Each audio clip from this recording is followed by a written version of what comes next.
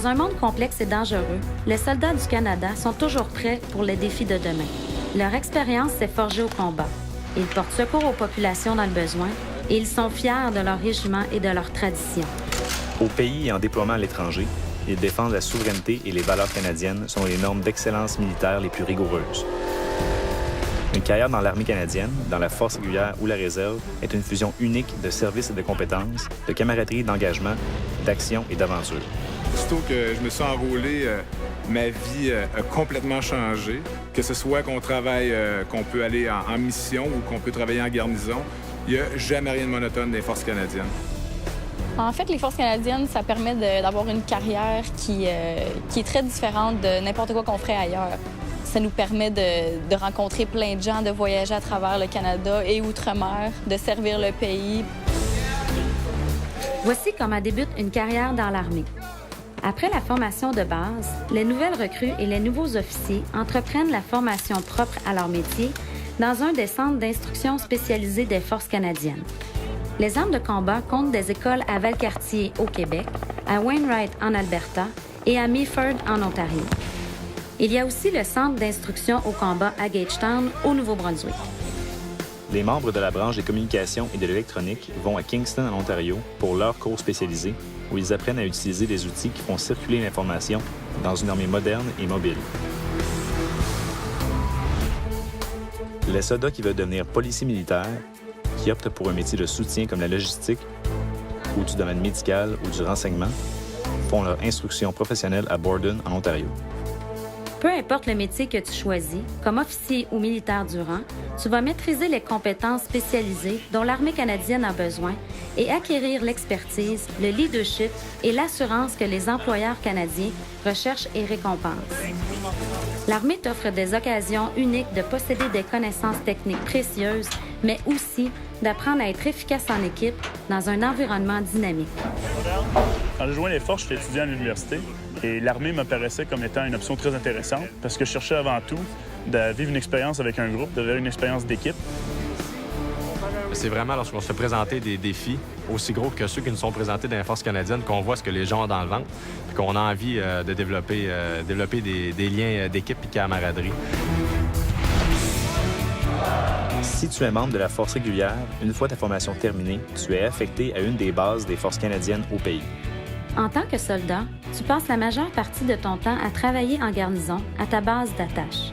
Les soldats y ont les mêmes horaires de travail et jours fériés que les employés civils. La routine normale en garnison débute le matin par l'entraînement physique et le reste de la journée est consacré à la formation, à l'entretien et autres tâches.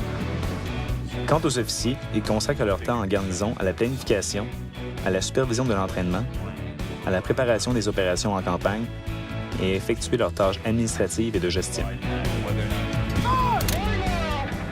Je vois beaucoup mon objectif comme d'être capable d'entraîner mes troupes puis de les rendre prêtes aux tâches qu'on va me demander. Moi, mon succès, je le vois, puis je vois que j'ai réussi quand je vois que mes troupes sont entraînées, quand je vois que je leur demande une tâche puis que c'est exécuté dans les délais qu'on s'est entraîné pour le faire.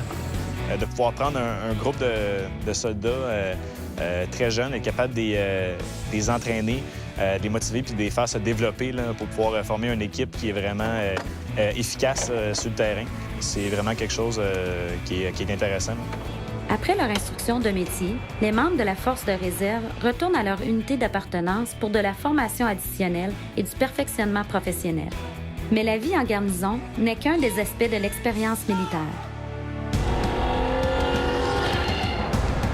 Un déploiement peut être une expérience intense et soutenue, en territoire isolé et dans des conditions extrêmes. Mais les déploiements internationaux comptent parmi les missions les plus importantes de notre armée moderne.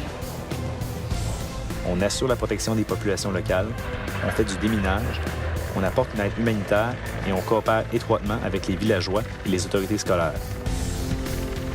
Ces missions durent environ 6 mois et les soldats ont hâte d'y participer, car elles sont la raison d'être de notre entraînement et de notre préparation. L'aspect le plus trippant pour moi, c'est aller en opération. Tous les exercices qu'on fait dans l'année, quand on sort du bureau, qu'on va dans le champ, qu'on va sur les champs de tir, qu'on pratique les convois. On s'entraîne une très grande partie de notre vie militaire, justement pour quelques déploiements qu'on va faire. C'est sûr, une situation de conflit, c'est jamais souhaitable, mais ce qui est souhaitable, par exemple, c'est la différence qu'on peut faire en allant aider puis en faisant du mieux de nos capacités. Moi, ce que j'aime le plus, c'est quand je suis en mission ou quand je suis allé aux inondations, le verglas, c'est toutes des choses que je suis à mon meilleur parce que c'est pour le vrai. C'est le fun, l'entraînement. Pratiquer, c'est très important, mais c'est le fun aussi de l'appliquer pour vrai en situation réelle. Quand ton unité participe à un exercice ou est déployée à l'étranger, la mission passe avant le confort. Les soldats sont installés dans des camps, dans des abris modulaires comme ceux-ci, et prennent les repas en commun dans une cuisine de campagne. Certaines unités sont affectées à la patrouille, ce qui peut les entraîner loin de leur campement pendant des jours et signifie voyager, travailler, manger et dormir sur le terrain. Au camp, dans la mesure du possible, le courriel et le téléphone nous relient chaque jour avec nos familles et nos amis. Et en prime, on ne paye aucun impôt sur le revenu lorsqu'on est déployé dans certaines parties du monde et c'est l'armée qui paye le gîte et les repas.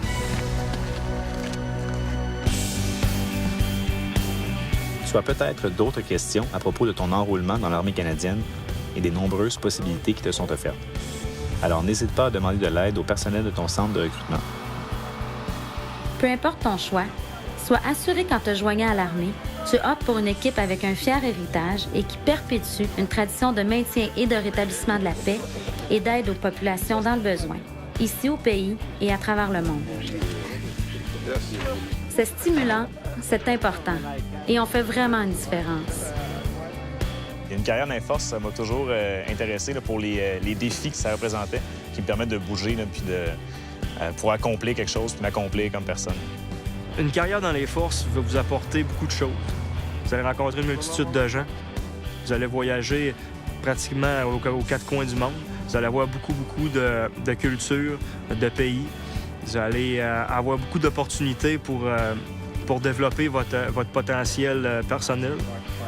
Ça fait un peu plus de 7 ans que je suis dans l'armée. J'ai pas occupé une fonction plus de 2 ans consécutivement. Donc, on n'a pas le temps de s'ennuyer. Les défis sont là constamment.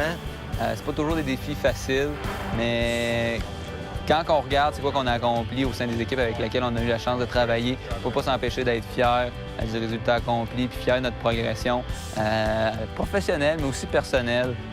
C'est sûr qu'il y a plusieurs emplois qui doivent être très stimulants, très intéressants. Mais je pense pas qu'on va jamais atteindre le même niveau de défi qu'on peut rencontrer quand on est dans les forces.